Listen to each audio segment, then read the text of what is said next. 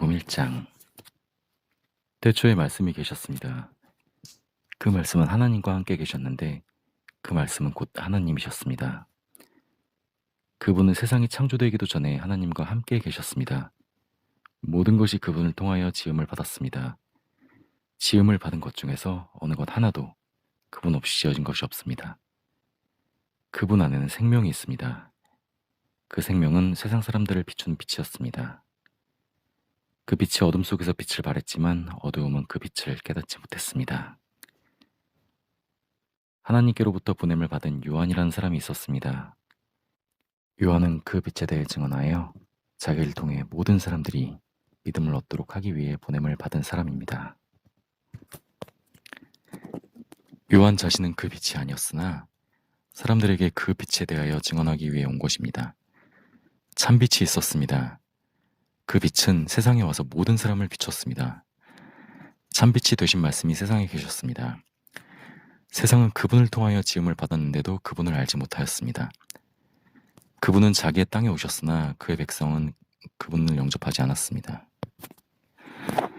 그러나 누구든지 그분을 영접하는 사람들, 그분의 이름을 믿는 사람들에게는 하나님의 자녀가 되는 자격을 주셨습니다. 좋은 가문에 태어난 사람들만 하나님의 자녀가 되는 것이 아닙니다. 또한 어떤 사람들의 계획이나 바람에 의해서 그리고 그들의 조상으로 말미암아 하나님의 자녀가 된 것도 아닙니다. 다만 그들은 하나님 자신이 그들의 아버지란 사실 때문에 하나님의 자녀가 된 것입니다. 말씀이 사람이 되셔서 우리 가운데서 사셨습니다. 우리는 그분의 영광을 보았습니다.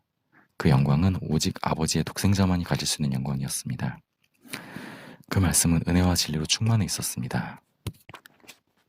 요한이 그분에 대하여 증언하며 외쳤습니다. 내가 전에 내 뒤에 오시는 분이 계시는데 그분이 나보다 더 위대하신 것은 내가 태어나기 전에 존재하셨기 때문이다 라고 말했는데 이분이 바로 내가 말한 그분이다. 그분의 충만하신 것에서 우리 모두는 넘치는 은혜를 받았습니다.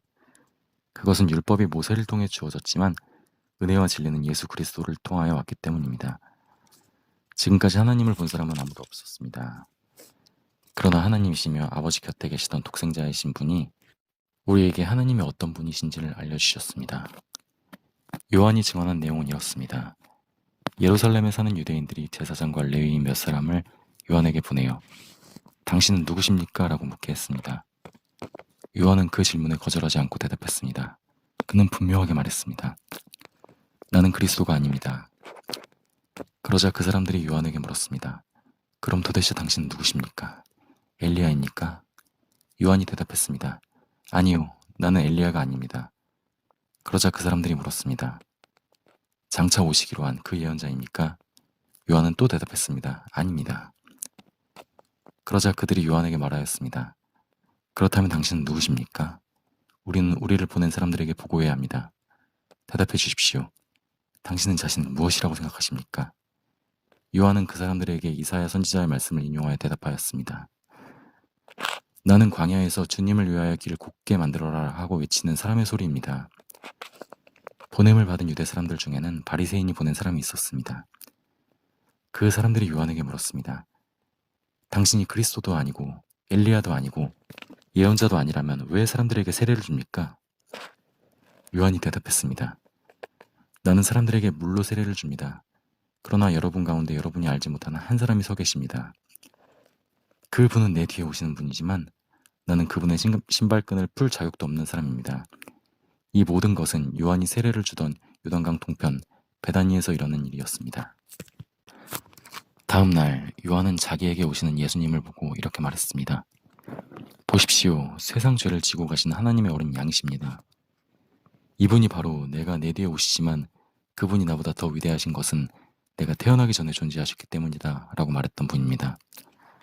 나도 이분이 누구신지를 알지 못했습니다. 그러나 내가 물로 세례를 주러 온 이유는 이분을 이스라엘 백성들에게 알리기 위해서입니다. 또 요한이 증거했습니다. 나는 성령께서 비둘기처럼 하늘로부터 내려와 그분 위에 머물러 계신 것을 보았습니다. 나 역시 그분이 그리스도인 것을 알지 못하였습니다. 그러나 나를 보내어 물로 세례를 주라고 하신 분이 너는 그 어떤 사람에게 성령이 내려와 그 위에 머무르는 것을 보면 그 사람이 성령으로 세례를 주실 바로 그분인 줄 알아라 하고 말씀하셨습니다. 나는 그분이 하나님의 아들이신 것을 보았고 그분이 바로 하나님의 아들이라고 증언하였습니다. 그 다음 날 요한은 제자 두 사람과 함께 다시 그 자리에서 서 있었습니다. 그는 예수님께서 지나가시는 것을 보고 말했습니다. 보아라, 하나님의 어린 양이시다. 제자 두 사람은 요한이 이렇게 말하는 것을 듣고 예수님을 따라갔습니다. 예수님께서 몸을 돌려 자기를 따라오는 두 사람을 돌아보며 물으셨습니다. 원하는 것이 무엇이냐? 그들은 라삐님, 사시는 곳이 어디입니까? 라고 말했습니다.